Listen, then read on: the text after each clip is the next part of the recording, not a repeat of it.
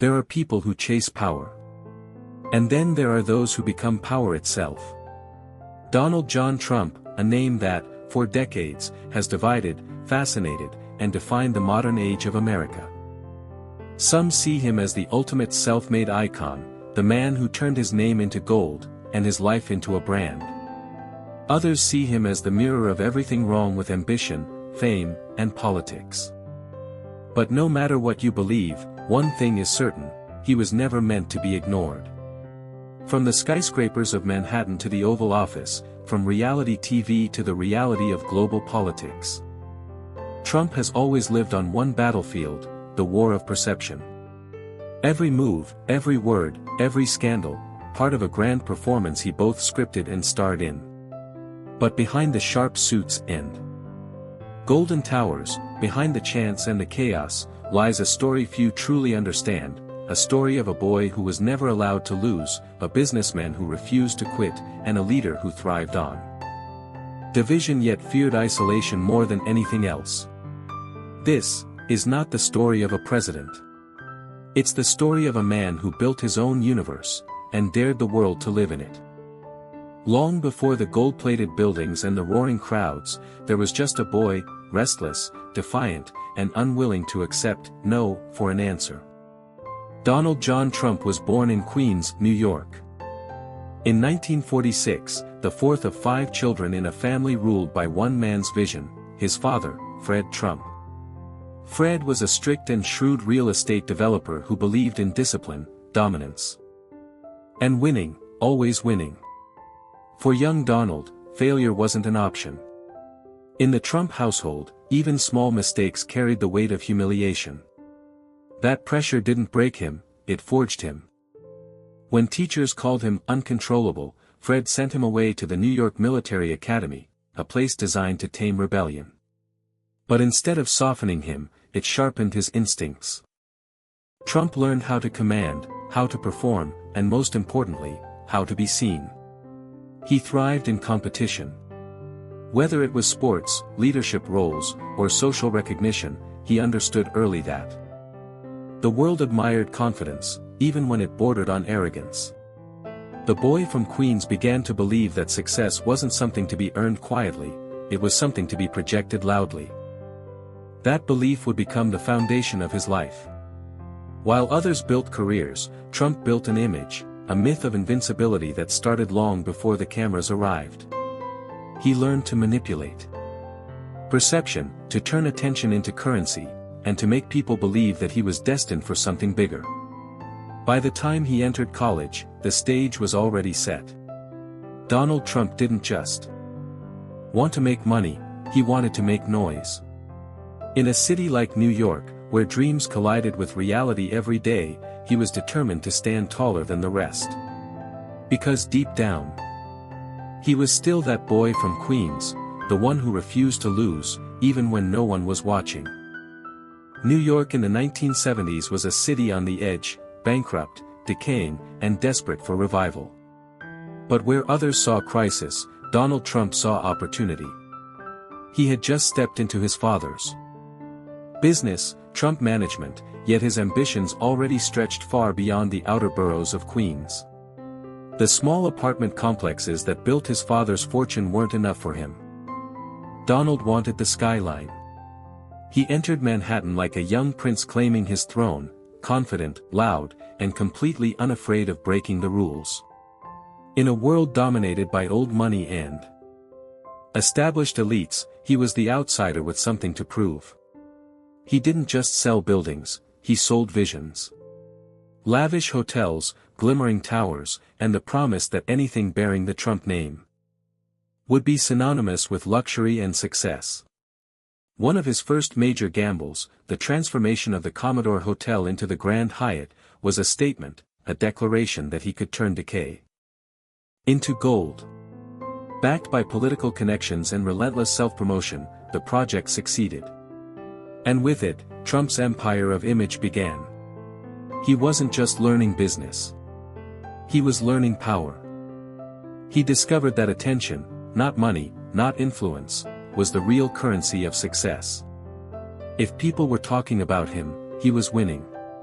He courted the press, exaggerated his achievements, and began to master the art of myth-making. Every deal became a headline, every headline became part of his legend. But behind the glitter and success, a pattern was forming, one that would define his future. Trump didn't just play the game, he changed it. He turned negotiation into theater, business into performance, and himself into a brand long before personal branding had a name. By the end of the decade, he was no longer just a developer. He was becoming a symbol of ambition, excess, and the intoxicating belief that charisma could bend reality. And for Donald Trump, reality was never something to accept. It was something to rewrite. By the 1980s, Donald Trump was no longer just a businessman, he was a phenomenon. His name gleamed across Manhattan's skyline, etched in gold letters that reflected not just ambition, but obsession. Trump Tower, rising above Fifth Avenue, wasn't merely a building, it was a statement. It told the world that the boy from Queens had arrived, and he wasn't planning to leave quietly. Everything about Trump was deliberate. The marble floors, the waterfalls inside the lobby, the golden elevators, each detail crafted to feed the myth he was building, that he was the embodiment of success itself. Reporters couldn't resist him. Magazines called him the King of New York, a man who seemed to live life like one endless photo shoot. He didn't just understand publicity, he orchestrated it. To Trump, perception was everything. He learned that people didn't just buy products, they bought dreams. So, he made himself the dream. The Trump name became its own brand. Stamped on casinos, airlines, books, even bottled water. It didn't matter whether all of it was profitable. What mattered was that people believed it was. And they did, for a while. But behind the dazzling exterior, cracks were forming. His projects were funded with borrowed money, his empire built on confidence as much as cash. The more he expanded, the more fragile the illusion became. Yet Trump didn't flinch. If the truth threatened his image, he simply created a new one. He lived by a single rule: never let them see you weak. And in a decade fueled by greed and spectacle, that rule made him a perfect icon of the age. To millions, he represented the American dream, bold, unapologetic, unstoppable. But every empire built on mirrors eventually faces the light. And Trump's reflection was about to shatter. By the early 1990s, the golden glow of Trump's empire began to dim. The lavish towers, the casinos in Atlantic City, the airline, the yachts, all of it had one thing in common: debt. Mountains of it. The man who once symbolized limitless success was now facing financial collapse. Newspapers that once praised him began printing words he hated most: failure, bankruptcy, broken. It was a humbling fall, though Trump would never call it that. His businesses were bleeding money, and the empire of image he had so carefully built was cracking under its own weight. Yet even as banks circled and critics rejoiced, Trump refused to disappear. Where most would have hidden, he did the opposite: he went on television. He wrote books, gave interviews, and turned his downfall into a story of resilience. Sometimes by losing a battle, he said, you find a new way to win the war. It was classic Trump, defiance disguised as inspiration. And slowly, the public began to see him not as a failed tycoon, but as a survivor. In truth, Trump had learned something essential during his collapse: that perception could outlast reality. As long as people still believed in his legend, he could rebuild. He cut deals with creditors, restructured his debts, and turned his own name, once a liability, back into an asset. By the mid-1990s, the phoenix was rising again. Trump Tower was still standing, the media was still watching, and he was once again the star of his own drama. But something had changed. The businessman had become a performer. The stage no longer ended at real estate, it extended into entertainment, celebrity, and eventually, politics. He realized that America didn't just want success stories anymore. It wanted characters, bold, unfiltered, larger than life. And Donald Trump was all of that and more. The fall had taught him his greatest lesson: if you control the story, you never really fall. The world had already come to know Donald Trump as a brand, a businessman, a celebrity. But it was television that transformed him into a household name in a way that skyscrapers and casinos never could. The Apprentice, which premiered in 2004, wasn't just a show about business, it was a stage for Trump's persona. Every sharp word, every dramatic pause, every "you're fired" became part of a carefully constructed image, the decisive, unflinching leader who thrived on control and spectacle. Through the show, he mastered the art of direct communication, bypassing traditional media filters, reaching millions in their living rooms every week. Trump understood instinctively that charisma could be as powerful as capital. He cultivated an image of authority, toughness, and invulnerability. Qualities that resonated with a public craving strong leadership amid a rapidly changing world. But television was only the beginning. Behind the cameras, Trump was observing a deeper truth. America had grown polarized, frustrated, and eager for someone willing to disrupt the status quo. The businessman-celebrity hybrid had now discovered a new arena: politics. He had spent decades shaping perception, creating spectacle, and managing narratives. Politics, he realized, was simply a larger stage. When he announced his candidacy in 2015, many laughed, dismissing him as a reality star dabbling in politics. Yet, Trump leveraged everything he had learned from business and entertainment, from branding to media manipulation, from negotiation to showmanship. He turned controversies into talking points, insults into rallying cries, and criticism into proof of authenticity. By framing himself as an outsider challenging entrenched powers, Trump tapped into a profound undercurrent of American sentiment.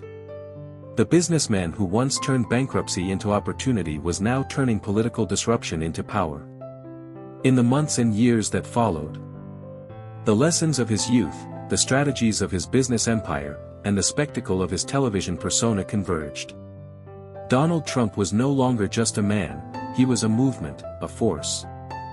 And ultimately, the 45th President of the United States. The transition from boardrooms to the White House was not merely a career shift, it was the culmination of a lifetime spent mastering attention, ambition, and authority. Once in the Oval Office, Donald Trump approached power the same way he approached business and media, as a game to be won. Every decision, every tweet, every public appearance was a calculated move, designed to shift perception and consolidate influence. Unlike traditional politicians, he seemed to thrive on chaos, using controversy as a tool rather than a threat. Trump's presidency was defined by extremes, bold gestures, abrupt announcements, and policies that often shocked both allies and adversaries. He understood instinctively that attention was power. If the nation was talking about him, he was winning. Borders, trade, and international diplomacy became pieces on a chessboard, and he played them with the confidence of a man who believed rules were flexible, as long as they served his objectives. Inside the White House, loyalty and loyalty alone determined trust. Advisors came and went, critics were marginalized. The administration operated less like a government and more like a high-stakes enterprise, with Trump at the center, demanding results, commanding attention, and constantly reminding the world that he was in control. His approach polarized a nation. But it also mobilized millions who saw in him the audacity to challenge political norms. Yet behind the bravado, there were signs of vulnerability. The pressures of office, the relentless scrutiny, and the constant expectation to perform weighed heavily. He had mastered perception outside government, but governance was an arena where outcomes mattered more than image. Still, Trump leveraged every advantage: media manipulation, strategic communication, and the loyalty of a devoted base. He turned every setback into narrative fuel, every criticism into a reinforcement of his outsider identity. In the end, the Trump presidency was more than policy, it was performance, negotiation, and spectacle intertwined. It revealed a man who understood power not as a responsibility to be wielded carefully, but as a stage on which to assert dominance, command attention, and define reality itself.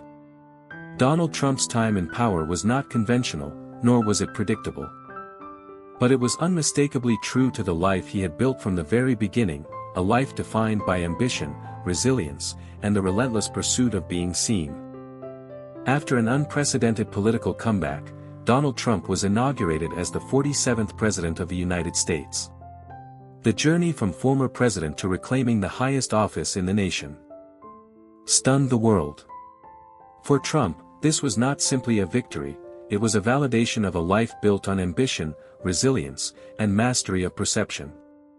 His return to the White House was marked by the same energy that defined his first term. Rallying his supporters, commanding the media, and making decisive, often controversial moves, Trump reasserted himself as a force that could not be ignored.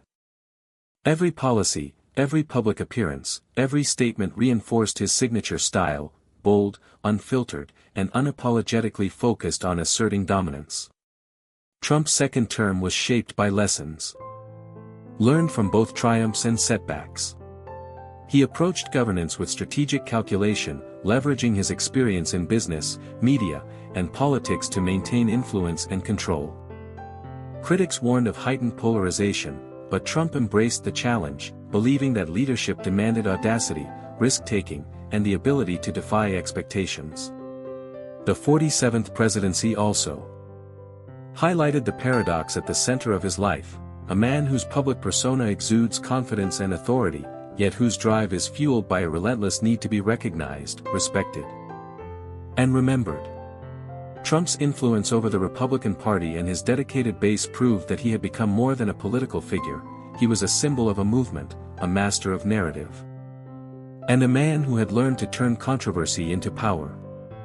As the nation watched, Trump's second term underscored his singular ability to reshape both his destiny and the political landscape. History may debate his legacy, but one fact remains undeniable: Donald Trump has always lived on his own terms, and as the 47th president, he continues to define the rules of the game he has been playing all his life. Donald Trump's life is a story of relentless ambition, reinvention, and audacity. From a boy in Queens to a real estate mogul, from reality TV star to the 45th president, and now as the 47th president, he has repeatedly demonstrated an uncanny ability to reclaim power and redefine his narrative. The true secret of Donald Trump lies not in his policies or controversies, but in his mastery of perception. He understands that influence is as much about story and spectacle as it is about authority. Every move, every statement, every headline is a tool, a way to shape reality and command attention. As the 47th president, Trump embodies both the contradictions and the charisma that have always defined him, a man who inspires devotion and provokes criticism, who projects unshakable confidence while navigating immense pressure, and who continues to challenge expectations at every turn. Ultimately, Donald Trump remains a figure of paradox, known and yet unknowable, celebrated and reviled, unstoppable yet human. His enduring secret is that he will always find a way to define the world around him, even as the world struggles to define him.